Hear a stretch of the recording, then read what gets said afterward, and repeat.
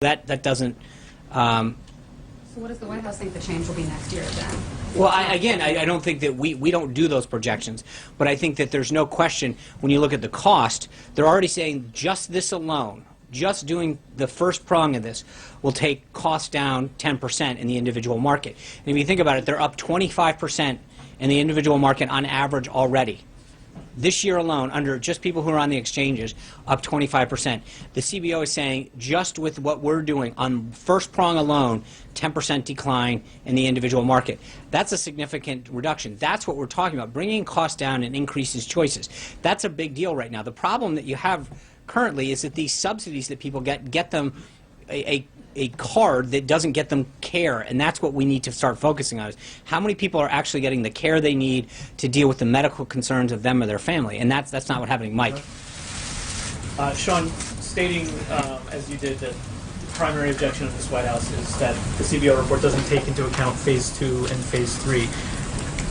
Are there specifics, either in terms of the specific regulatory reforms that the White House is considering and the specific terms of the legislation that you would offer that are out there for people to study as part of this? Because as you surely know, Tom Cotton, among others, are skeptical of whether these phases can actually... I don't... Look, the things that I mentioned earlier, allowing people to buy across state lines, to pool their insurance, to expand HSAs, to reform the FDA, all of those things, I think, unquestionably add competition and choice. There's no question about it. If one plan can sell that was in Maryland into Virginia where they can seek additional customers, that competition alone invariably brings down costs. And we've seen this in market after market, where once you allow competition by itself, that will bring down costs. It'll bring in choice.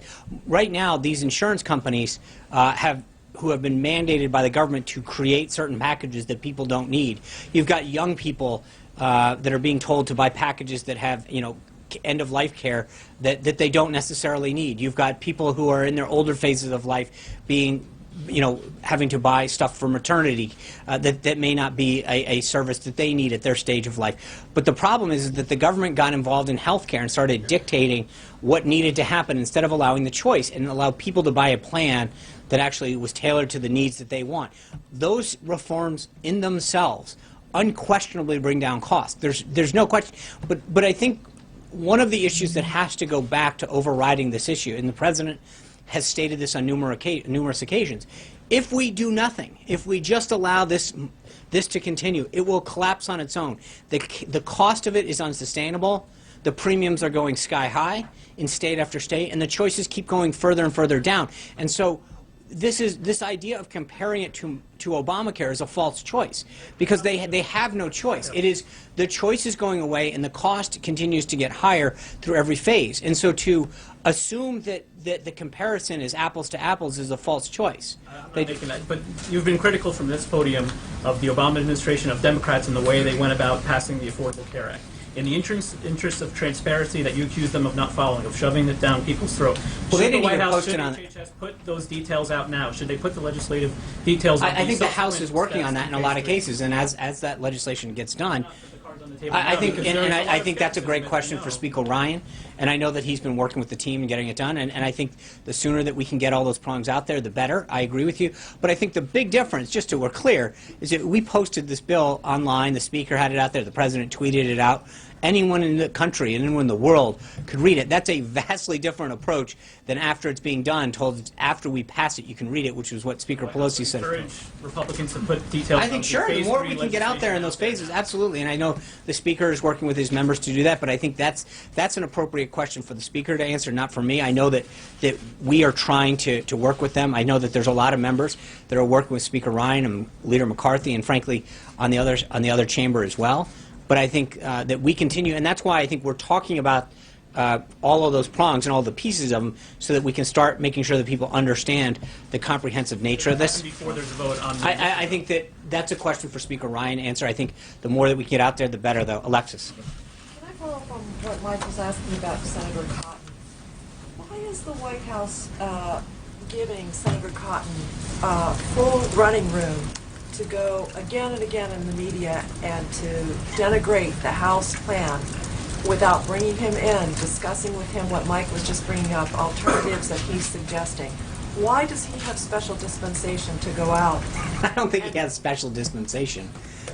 It's a free country. He can say what he wants. No, I think our team has been working with his team as they are with Senator Paul's team and anyone else who has ideas.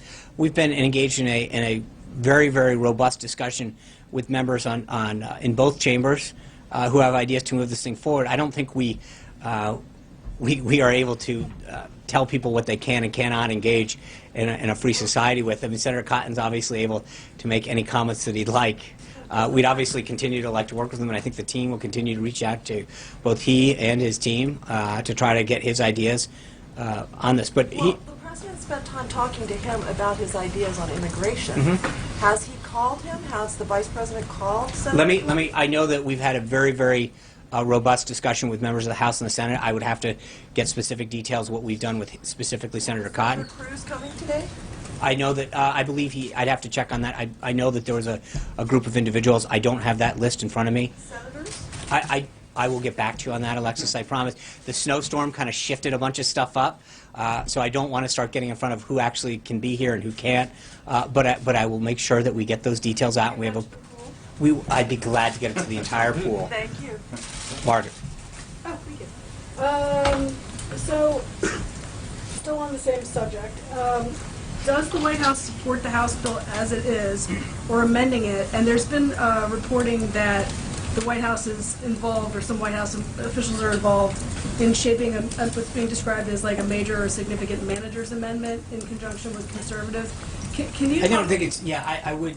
I'm sorry. Yeah, well, no, we can go back and forth, but I just wondering, is the White House writing this amendment, or just considering backing the amendment? And does Paul Ryan know about it? We could tell him about it right now, I guess. No, I think Speaker Ryan is well aware of the manager's amendment. Okay.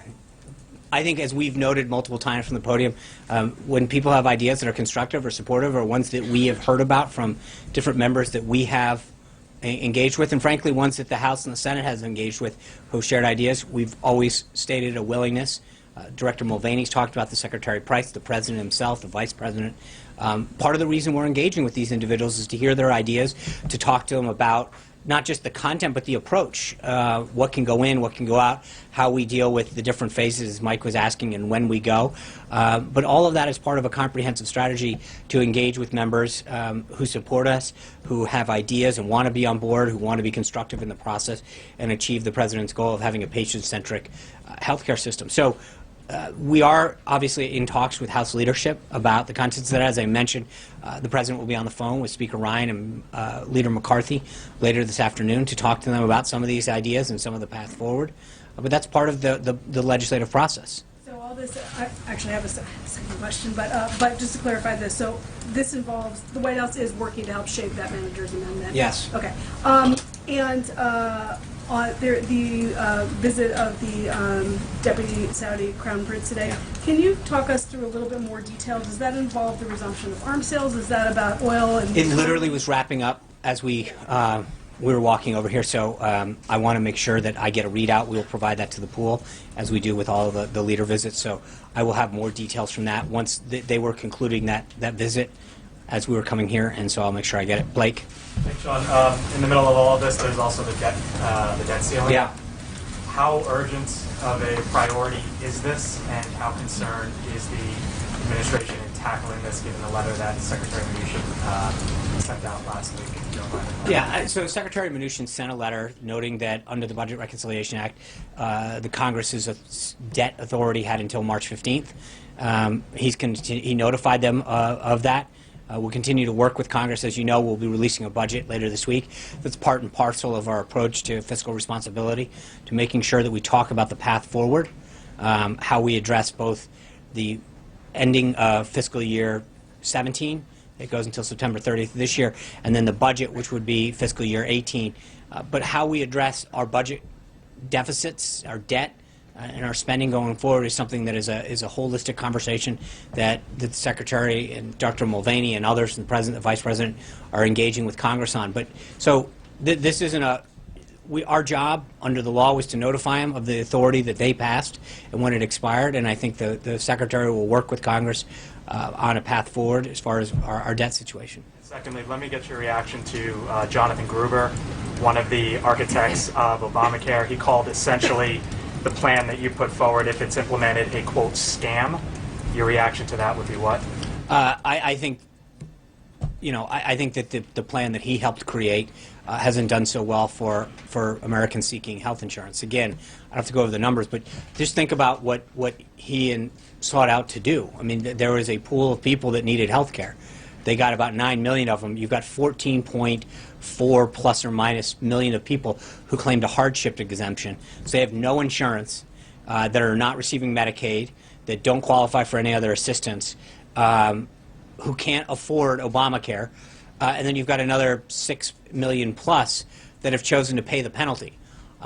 So I would argue that just on what he sought to achieve in the plan that he helped craft, didn't achieve too many great results. Of the people that did get it, their premiums have gone sky high, their choices have gone down, and single-handedly had a tremendous effect through the rest of the healthcare system. So people who weren't even affected by Obamacare initially have now paid higher premiums and get less choices. So even for the 175 million people who get employer-based health care, they've felt the impact of what he sought out to do through higher prices, fewer choices. So respectfully, I think that he should just hang out more time at MIT and focus and allow good ideas to continue to come forward so that we can focus on achieving the president's goal of doing what he sought out in the first place. Zeke. Sean, the president several times recently has said that he would like his health care plan to have health care for everybody. Right. The CBO score yesterday seems to indicate that that's not the case. Will the White House commit that after these phases 2 and 3, if they are implemented, if they're ever offered publicly, that there will be health care for everybody? And if you can define that phrase, please. Yeah, I mean, I think everybody who look at what Obamacare did. Again, I just ran through the numbers. You've got 30 plus million people of a Obamacare mandated under penalty of law that you had to have health insurance. 9 million of the 30 plus or minus people got it. 4.5 said no, we'll pay the penalty, and then another 14 or so million people said that we'll claim a hardship. So that was a government-mandated system, and they chose not to do it. I think that in many of these cases, that if people were given the choice and the option to get a plan that sought their needs, was tailored to what they wanted, that wasn't forced down their throat, that didn't give them services they didn't wanted, and brought down costs. I read you some of the stories of the individuals. I mean, we've seen tremendous growth from people who got a reasonably priced plan on the individual market, $119, $150 a month, which I think for people who aren't getting their services through Medicaid because of their financial situation, for many middle-class families, while that's still a struggle, it's an attainable goal in many cases. When you're talking about $350, $500 on the individual market, that's a huge chunk of somebody's individual take-home pay. And I think that getting a process that we have down that levels the playing field allows people who aren't getting it through an employer-based system to get a tax credit that at the same time lowers cost and creates more competition and choice, is actually going to give more people the option to have health care and to give more Americans that ability. I mean, right now they're choosing not to do it. You can grant more people. That's still not everybody. So No, but everybody has a choice to get it, and that's what I think we want to do, is give everyone who wants to get health care the financial ability to get it. Is what the president is trying to achieve through this, and I think this is the system that will get them there. Right now, they're being forced to get it by a government-run system, and in huge margins choosing not to. I think that's the system. And by the way, they're getting a system that's failing, and that is collapsing on its own, and is only going in the wrong direction with higher prices, higher premiums, higher deductibles, and lower choice. I mean, that's what you've got now. If you're an American citizen on the Obamacare exchange, you're paying more, you have a higher deductible, and your choice is going down. And so that is an unsustainable, unacceptable outcome for Americans who need care. Dave. Thanks, Sean. On immigration, a group that tracks the number of sanctuary cities in the U.S. came out with a report today saying there's now nearly 500 sanctuary cities across the country, and that number has grown by about 36 just this year. Does that concern the White House, and doesn't it suggest that your warnings about withholding federal funds is not getting through to people? I think the last poll I saw on this issue on sanctuary cities, was somewhere in the 80% that American people don't support sanctuary cities. They don't want their tax dollars used to finance people who are in this country illegally. I think if you're a mayor or a councilman or a state representative or a governor in a state, you need to answer to the people that elected you, whether or not you're going to support this. From a federal perspective, I think the president's been very clear that we're not going to use federal taxpayer dollars to support cities that support services to people who are in this country illegally. But I think at the end of the day, this is a question for mayors and council members at the local level who have to answer the people that elected them with clearly a position that is not in keeping with what most Americans believe. Eamon. Thanks, Sean. You mentioned the call with the CEO of Anthem Health. Can you tell me what this proposal the president means for health insurance companies? Will their profits go up or down under the president's proposal? Well, I don't think that's been the focus of the president's proposal.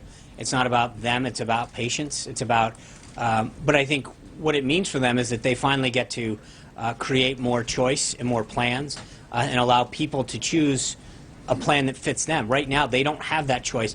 And frankly, in more and more markets, companies like Anthem, United Health, Cigna are pulling out, Aetna, because they don't have the choice and because of the government mandate. I think what we want to do is allow competition and choice to exist so that they can offer more options for the American people. But will those companies make more money under the president's plan or less? And I don't know the answer to that. That's not been the focus of what we're doing now. And at the end of the day, right now, they're pulling out of market after market, leaving the American people with fewer and fewer choices. So right now, it's not a question of from the last I checked, I think many of them are doing pretty well, but it's the American people and its patients that are losing under the current system. So I think that there's a way you can do a little bit with Hunter. Yes, we've seen the White House and Secretary Price push back on calling this health care bill Trump care. Does anything need to change for the president to be comfortable putting his name on the bill?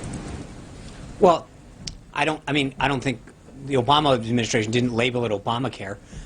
They call it the ACA. I mean, this is the American Health Care Act. The president's proud of it. The president's proud of the fact that we're working with Congress. But this is a bill it's not his. It's a joint effort that we've worked with the House and the Senate on. He's proud of it. He's proud of the impact that it's going to have on American patients. So I don't think this is about labels and names. This is about getting a job done. John. A couple of things, John. Keep pointing out that the CBO did not take into consideration phases 2 or 3. Some people might say that the White House has been criticizing the CBO for not taking into account phases 2 or 3 in their scoring of the first phase of this. How were they supposed to take into account something that doesn't yet exist? Well, I think that's a question for the House to offer. There are constraints that are put on the CBO in terms of what they can consider. But I think that the point that we want to make is that, and it came up yesterday at the briefing, if members are going to base their vote off a score, they need to understand the totality and the comprehensive nature of the entire program. And so to base your score off of one piece of information is literally looking. Hold on, let me answer the question. I understand that, but what I'm saying is that the question that keeps being asked is to see all of the reports on this about how it's going to impact and not note. I mean, I don't recall too many packages that ran on the evening news last night or too many of the stories noting that it was one piece of a comprehensive package, noting that it was prong one of 3 prongs. So, respectfully, I think that when we've gone out here and tried to make sure that people understand the comprehensive nature of what's happening and why it has to happen, it wasn't by choice that we had to do this. There are certain ways that it had to be conducted because of how it was constructed in the first place in terms of how it gets repealed and replaced. The reconciliation piece of this, which is inside baseball Senate talk, may not make sense to a lot of people, but it's the way that we have to go, the process by which we have to achieve this because of the Senate rules, which is how it was constructed in the first place when Democrats enacted it in 2009. That being said, when we talk about this, again, you guys, when there's a report that comes out on the evening news or on cable news or in the paper, and it doesn't explain the comprehensive nature of this, and it just says, the CBO says this is the impact, full stop, it is incumbent upon us to make sure that people who are trying to understand what we're doing understand that there are two more pieces to come of this. And like anything else, it's like building a puzzle. If you only put a third of it on the table and said, hey, look, this puzzle is incomplete, we hid the other two-thirds pieces, is not explaining to people how the whole thing comes together. I think that is a very, very important piece of explaining how this whole thing is going to matter and impact the American people. The other thing I'm curious about, too, is can this thing, the president called it a big, beautiful negotiation. Yeah. People like Jim Jordan say it's a big, beautiful dud. Is there a way to hammer this thing into shape where you can I satisfy hope so. conservatives, or do you have to, as has been suggested by a number of people, rip it up and start all over again? Because Jim Jordan just this morning was saying that the fundamental aspects of what was promised the American people by House members when they ran for election back in the fall, and by the president when he ran for election, is not in this bill. Right. Well, respectfully, I would suggest that it's gone through two House committees that consisted of over 50 Republican members when you look at both committees, with unanimous support. So I get that we can't... Freedom Caucus member on either one of those. Oh, okay. I don't know that that's actually true. Well, that's what they said. I understand that, but I'm going to use Major Garrett to fact-check you. That's just what you're saying. You're saying they didn't get a chance. Or to put forward Pinocchio's amendments John or- Roberts.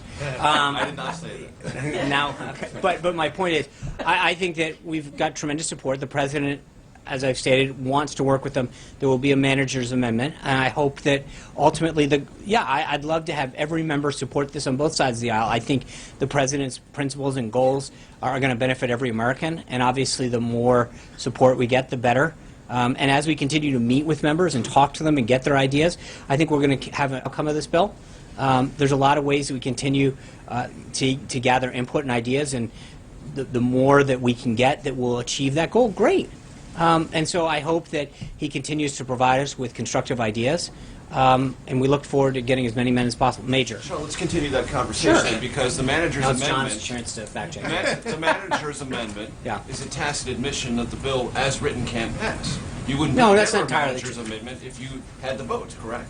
Well, no, I think it's an admission of what we stated at the beginning of this entire process, which is the president was going to engage with members to hear their ideas. He welcomed them. Director Mulvaney stated it multiple times, and Secretary Price, the vice president. We're not. This has never been a take it or leave it, and I've said it from this podium.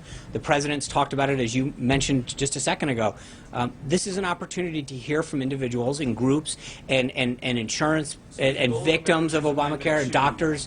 Hold on. More Freedom Caucus support It's not a by question of just. dealing It's with not. It's not Medicaid about. or the tax credits or some other alterations. It's not about one caucus or one member. I think this is about bringing people together, and if we have great ideas that will achieve a better outcome for the American people, then we're going to listen to them and we're going to incorporate them. I don't think that this is. We have been very clear from the get-go. If you can come with a good idea that will strengthen this bill, that will benefit American patients, we'll do it. And so the manager amendment is. Is about getting votes, right? You can't have a strong bill that can't No, pass, you can right? jam, absolutely, but you can jam through a bill and get it out, get 218 and send it over to the Senate. But I think that we want to get the strongest bill through the House with as many ideas and opinions and facts that will help strengthen this as possible. So I'd rather, instead of getting a bill through with 218, 219, work on a process, as the Speaker and the Majority Leader have done, that brings in additional ideas, and if we can get the bill higher and higher, we will. To Tom Cotton's point, because you talked about it just a second ago, prongs 2 and 3. Yeah. He went out of his way to describe that process 2 and 3, because at least the third part of that's going to require 60 votes, because Yeah. it's outside of reconciliation, by definition, as mythical, imaginary, and just spin. And he's telling House Republicans, don't buy into this third or second prong argument, because they, practical legislative matter, don't exist. Because Well, you need 60 votes to get them, and so if you walk the plank, his words, not mine, on this first initiative, you're not going to get second and third phase of this process, because it can't get through the Senate. So there's a couple things. First, this is the only vehicle that seeks to achieve what people on our side of the aisle have been talking about since 2010. This is it. If we don't get this through, the goal of repealing Obamacare and instituting a system that will be patient-centered is going to be unbelievably difficult. This is the vehicle to do that. And so we welcome Senator Cotton's ideas. But the second prong of this is administrative in nature. It is something that was delegated to Kathleen Sebelius, who is then the Secretary of Health and Human Services, to do. So prong 2 is actually fairly easy to do, because the same authority that was granted to Secretary Sebelius now is in the auspices of Dr. Price. And he has the ability to implement and work on that, and I think he noted it yesterday that his office has already been going through and doing that. So that phase is easy to do. The third prong, which is all of these things that conservatives have been championing for a long time, and frankly many Democrats agree with us on, is this ability to bring down costs through selling over state lines and allowing small businesses to group together, is something that that we've been talking about for over a decade. And you can get 60. And I think that we can not just get 60. I think this is something that should bring people together. I think there is bipartisan, bicameral support for almost every one of these things, because they benefit. There's no one that doesn't benefit. I mean, who could be against allowing insurance to be sold over state lines? It's something that you can do your car insurance. I mean, so many. I mean, there's no other product that I can think of. I'm sure someone will fact check me on this. But for the most part, the American consumer, when you want a product, you can go online, you can go to a store, you have choice, you can go to a store across state lines. If you live in Virginia, you drive to Maryland or the district, and shop around. With our insurance, we don't have that ability. There's no question that increased competition drives down costs. It is just an economic certainty. And allowing greater choice will do the same. And so I think respectfully, I would say to any senator that has that concern, there is no other entity that I can think of that greater choice and greater competition doesn't drive down costs significantly. And all we have to do is look no farther than Obamacare. I read off 3 of the individuals the president met with yesterday who are victims of Obamacare. In every one of those cases, the insurance premium went skyrocketing when choice and competition went away. Any person that was in the individual market 8 or 9 years ago will tell you that, depending on the plan, you could get a plan for as low as $100 and change. Now, the cheapest plan you can get is easily in the $300 range. And so the question that you have to ask yourself is, what changed? Competition went down and choice went down. And I think allowing both of those to re-enter the marketplace will achieve in itself that goal. And going through the additional pieces of the reform will also do the same thing. There's so many ways that we can achieve greater choice and competition that unquestionably bring down the cost of health care, that benefits every American, whether or not you're in the exchanges or you're on an employer-based plan.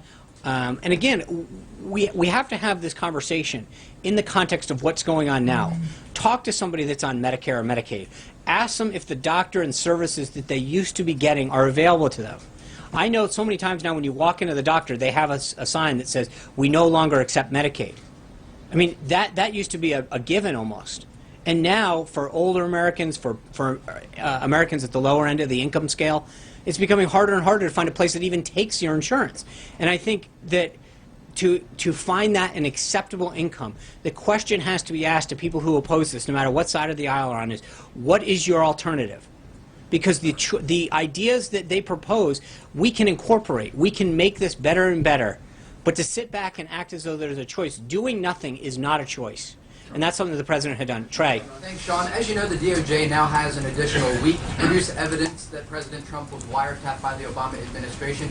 How confident is President Trump that any evidence will arise to support his claim? I think he's extremely confident. There's been, I mean, I've mentioned this before, I'll let them do their job, I'll let the House and Senate, and I'll let the DOJ report this, but as I've commented in the past, I think there's significant reporting about surveillance techniques that have existed throughout the 2016 election. I'll leave it to them to issue their report, but I think he feels very confident that what will ultimately come of this will vindicate him.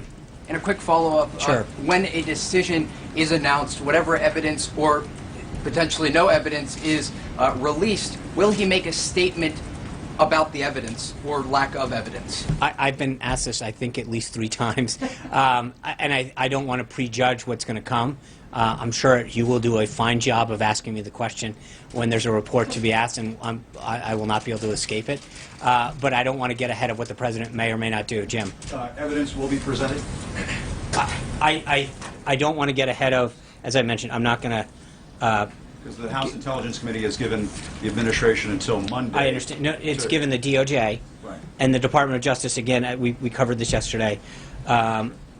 But I'm not going to get ahead of what they or may not submit. Possible there may be nothing. No, that's not. I think there is, at least from where we stand, we know that there is significant reporting on this subject. That Something will be presented. yeah, I feel very confident of that. Okay, Yes. and follow up on coverage. You were saying that people, if they can't get access to insurance, they don't have coverage. But Right. if you remove the individual mandate, you are going to have people who are not going to buy coverage. They're not going to buy insurance.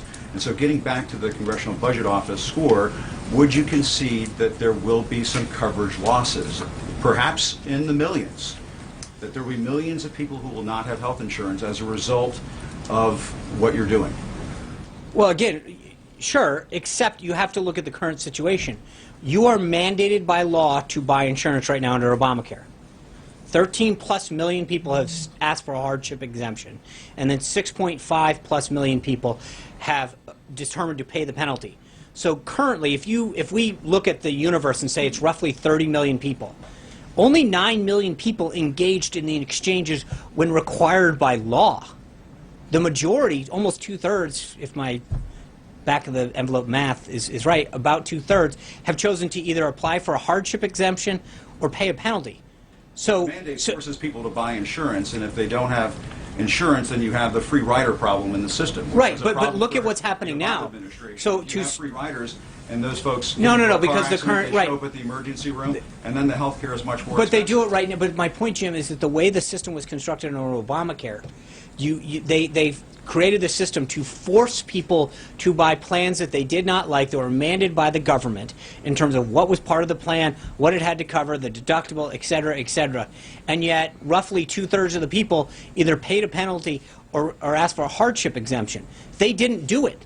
And so the idea is, actually, if you could bring down cost and choices and allow people to find a plan that fit their budget, that was tailored to their needs, there's actually a higher likelihood that they will find something that they want at a price that they can afford, as to right now, which is, I get a plan that I'm forced to buy that has a deductible that I can't afford, but I've got a cute little plastic card that I can wave around. Will get you coverage. No, that's not true. You show up at the emergency room, if you've been hit And- $5, sure. You're not going to be just paying out of pocket to the hospital. But until under you any die. scenario, you're gonna you used have to- some you've- sort of catastrophic coverage that Right. will make sure you have insurance. Thank that you. is the That's point, yeah. that's a great advertisement for Welcome. thank you. But- That's exactly what the president's trying to do, because right now you've got of the attempt to get 30 million people covered, 14.5 million people applied for a hardship exam. They're exactly the people that you're talking about. Another 6.5 million people have paid the penalty and don't have it. So we have roughly 20 million people in this country who were supposed to be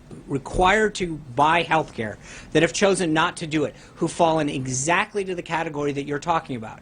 The question, But that's that number is massive by the year 2026. right, and so the point More that than I'm 20 hold on, million Americans. but if they actually had choices and had a plan option that was down at a budget they could afford, there is a higher likelihood that they would buy a plan that was A, tailored to them, and B, actually that they could afford. So to your question about catastrophic, right now that's in most cases not even an option.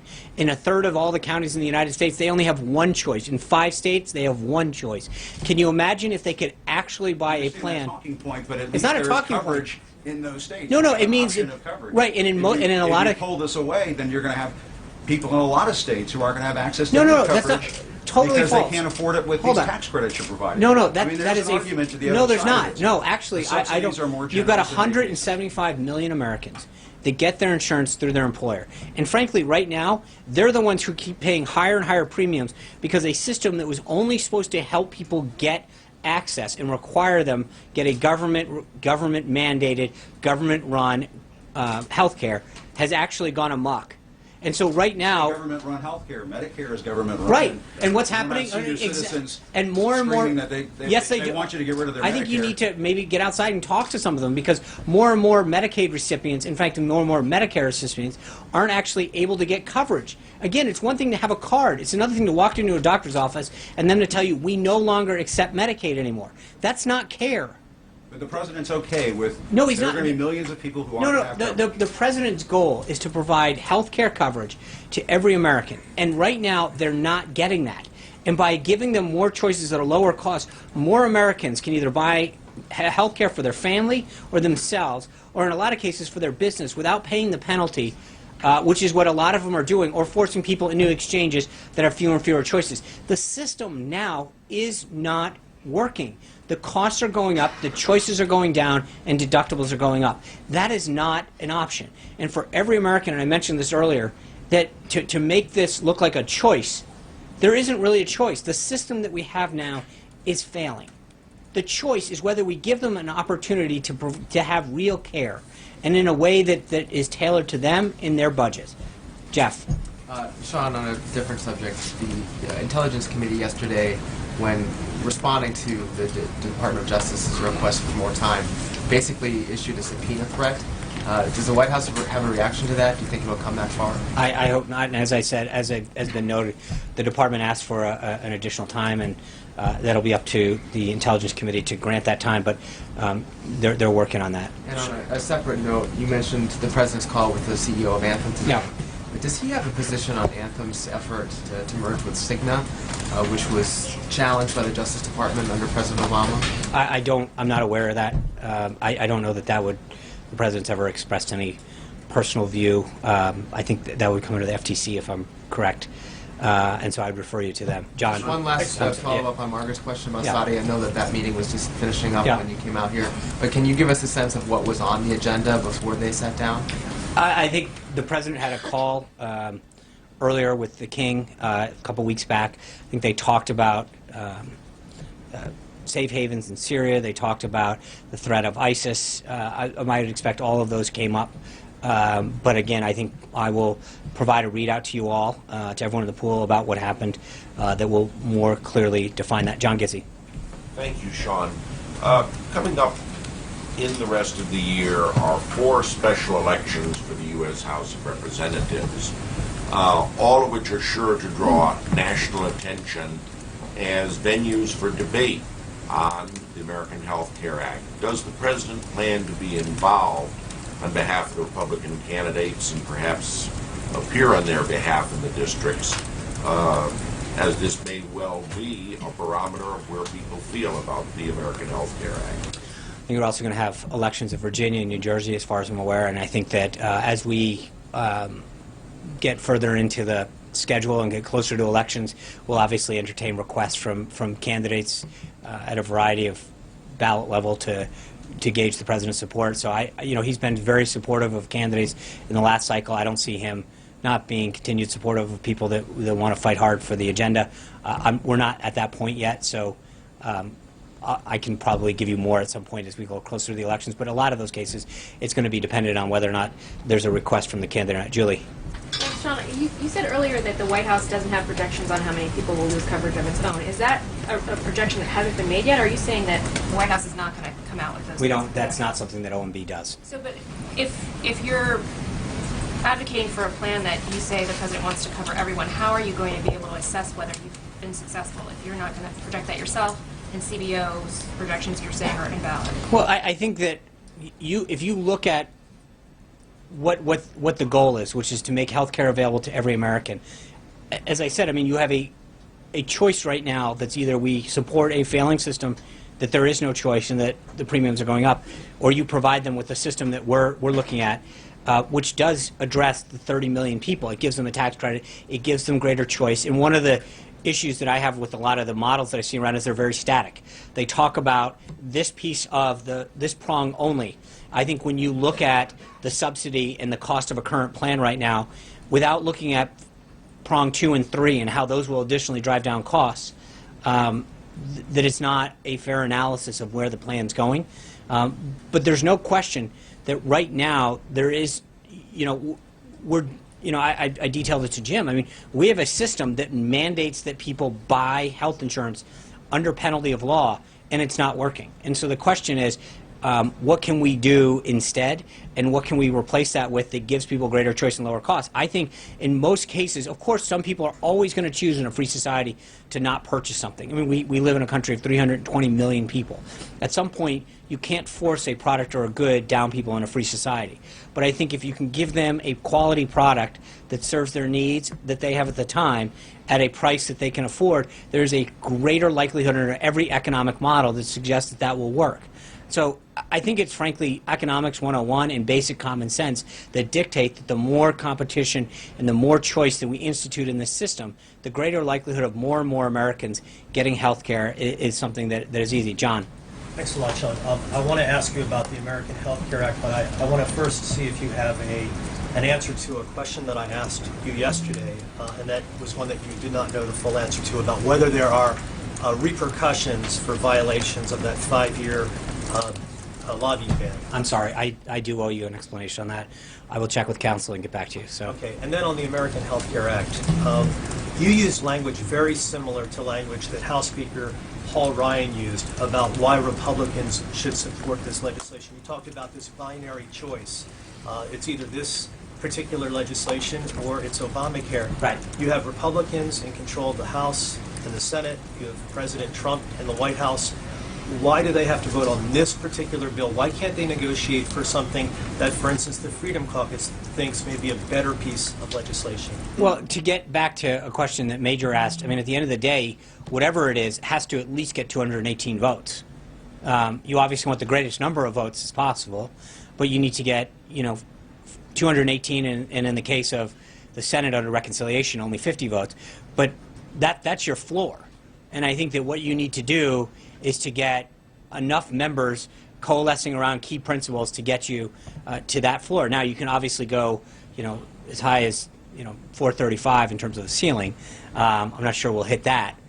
But we have to, the floor is what's going to coalesce the greatest number of members around a bill that gets you out to 218. So we will continue to work with them, provide ideas and input, and regardless of what caucus or faction you're part of, if you have an idea that can enhance this bill and make it more patient-centric and achieve the goals, then we're all for it. That's a process, and I think Speaker Ryan has been talking about this since 2010. There have been a lot of ideas, a lot of debate, and a lot of issues put forward into how to craft this. So this has been something that's been in the work for 7+ years in terms of getting members, at least in the Republican conference, to coalesce around principles and ideas and solutions to make this a more patient-centric thing. Francesca. 2 quick clarifications and then one other thing. It sounded like you were telling Mike to ask Paul Ryan about phases 2 and 3. Phase 2 would be regulatory measures that the President and Secretary Price would be in charge of. When can we expect to see a list of those from the White House? I will ask Secretary Price. I know that he mentioned yesterday when he came out to talk to folks after the score that his office is working on that. I'll be glad to see if we have a timeline on that, and then follow up with you on that. And also, it sounded like you were saying that the White House is confident that you'll get to 60 votes on those things in Phase 3, those measures that conservatives have been asking for. Is the White House confident about the 60 votes? Yes. Okay, and then the final thing is also on health care as well. Yesterday, Secretary Price said that he wasn't saying to disregard the CBO report completely, but that sounds like what the administration is arguing, and what you're arguing as well from the podium. You said that the CBO coverage estimates are consistently wrong, and you've questioned their credibility from the No. Just to be clear, CBO is a budget office. They look at impacts on the federal budget. That is why they were created, and that's what they do. And I think to look at them in terms of their budget numbers is one thing. That's their job. And I think on the aspect of budget impact, it talks about how while we currently see a 25% increase in premiums this year under Obamacare in the individual market, it markedly shows that under the current American Health Care Act, there'll be a 10% decline in premium. Where I think the CBO has gotten it wrong, and it's not a question of whether or not what we characterize it as, it's a fact. The CBO, when it tried to project people in coverage, was over 50% wrong the last time. And the point that I think we're trying to make is that when you look at their record and you say the last time they did this, they were off by more than 50%. They projected 24 million people would be covered by Obamacare in the exchanges in 2016. In fact, that number was initially 10.4, and it's dropping. And so the question that you have to ask yourself is, if you are using that as a gauge to determine your vote, you need to question whether or not they do counting people like they do counting numbers. I think on the budget thing, that's what their wheelhouse is for. That's what they do. They count budget. They look at budgetary impact on things. When they have come to counting people, they've been wrong, and vastly so. And I think it's important for people to understand the context in which those numbers are given to you. And I think that's something that I just want to make sure. Jordan. Thanks. Sean, I asked you yesterday about the President's response to Steve King. Yeah. Do you have anything on that? I think the President believes that this is not a point of view that he shares. He believes he's the President for all Americans. And so I'll leave it at that. Jim. Reports surfaced Friday that the President will support primary challengers to conservative lawmakers who don't support the final version of the American Health Care Act. Can you confirm that report? And if it's true, can you offer us insight into what the President is looking for in congressional candidates in 2018? I'm not going to, I don't have anything for you on that. Veronica. Sean. Yeah. It's Veronica. Veronica. I'm sorry. Oh, I have I'm to sorry. fix it now to get it done. Okay, 2 questions. The first one, does the President believe that he was surveilled through microwaves and televisions? I'm not going to, I will just say the President has tweeted about this. He's pretty clear that he believes that there was surveillance that was conducted during the 2016 election, and we're going to wait for the conclusion of that. I think there's pretty sound evidence that that the microwave is not a sound way of surveilling someone, and I think that has been cleaned up. It was made in jest, so I think we can put that to rest. Okay, second question. Newt Gingrich said that the COB should be abolished. You're saying CBO. some pretty harsh words against aspects of the COB. Would the President agree with that? CBO. No, I got it wrong with you. So now we're even. But that's Speaker Gingrich. Obviously, that's I'll let him comment on the House. CBO was established, I think, in the Budget Act of 1974. It's up to members to decide on the House and the Senate whether or not they want to go through this. We've got OMB, they've got CBO. I'm not going to get in the business of telling the House who their scorekeeper should be in House. Cecilia. Sean, just quickly, I wanted to circle back on something. You started to answer it, but apologies if you did. I want to clarify. Can you stand here today and say that the President will keep his promise of insurance for everybody? I think the President's goal is to provide insurance, to make insurance available to everybody. Yes, that's what he intends to do. I think that is the goal of this, is to make sure that every American has the choice and affordability and a plan that they can afford, and that they have the choice to buy, and that's not what they have now. So, Sean, thanks very Yeah. much. I wonder if the White House has a view on reports that from Bloomberg that Jared Kushner's family stands to gain around $500 million from a real estate deal with Anbang Corporation, which is linked to the Chinese government, or has been linked to the Chinese government in the past.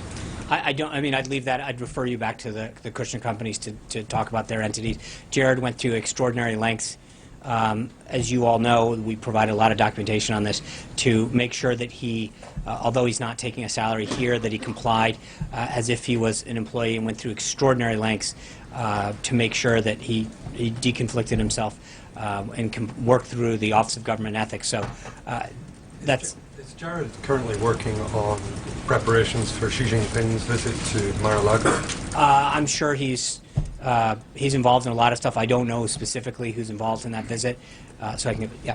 Sean, you did just say that the President still stands by making sure that insurance can be afforded by everyone. What's your specific response to the CBO's estimate that for someone who's 64 years old, making $26,000, that right now, under current law, they would shell out $1,700 in a premium, but under this change, the premium would go up from $1,700 to $14,600. What's the message to a 54-year-old who 10 years from now faces that prospect? I think that, again, I will go back to the fact that I don't think that analysis takes into consideration the choice that they have. Part of the problem right now, Steve, is that a 54-year-old doesn't need certain things. They don't need maternity care.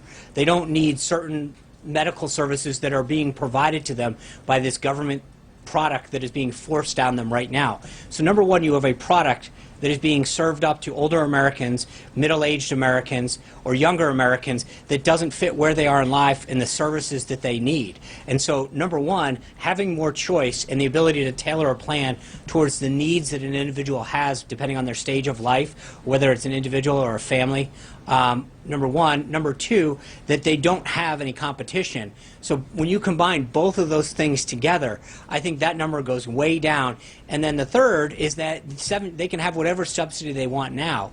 But on the exchange, in many cases, again, they're getting a subsidy to a plan that has a very high deductible so that they have a card but not care. And that is, again, not an apples-to-apples way to examine the current plans. And that's where this all really comes down to. So is the message then is wait till phases 2 and 3 come in and then I think have something better? Yeah, I mean, I think it's not just wait. It's that you have to look at the totality of what we're doing to understand how this is going to impact the plan. But right now, if in the scenario that you're giving, a 54-year-old doesn't have choice, is buying a plan that they don't want or need for the most part, and has a subsidy that's probably not giving them the ability to go see the doctors that they need to because their deductible is off the chart. And that's one thing that's missing in a lot of these discussions, is that you can have a premium per month, but if your deductible is is skyrocketing, then again, you might be able to get an appointment, but you're not getting care. Sharon? Oh,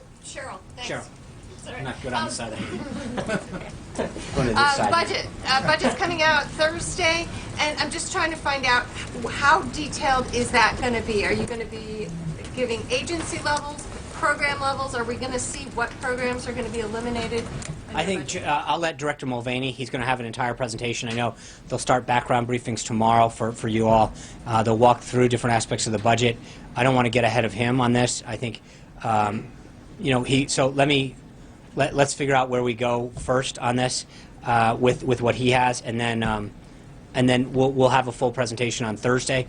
So, Gabby. Could you just say if the infrastructure plan is going to be part of that, or is that? No, that's separate. Okay. That is separate. Gabby. I have two questions. Yeah. The first one, the president, one of his signature campaign promises on immigration was to pursue H-1B visa reform, and on April 1st, the United States will begin accepting new H-1B visa applications. Can we expect to see any movement on that before then?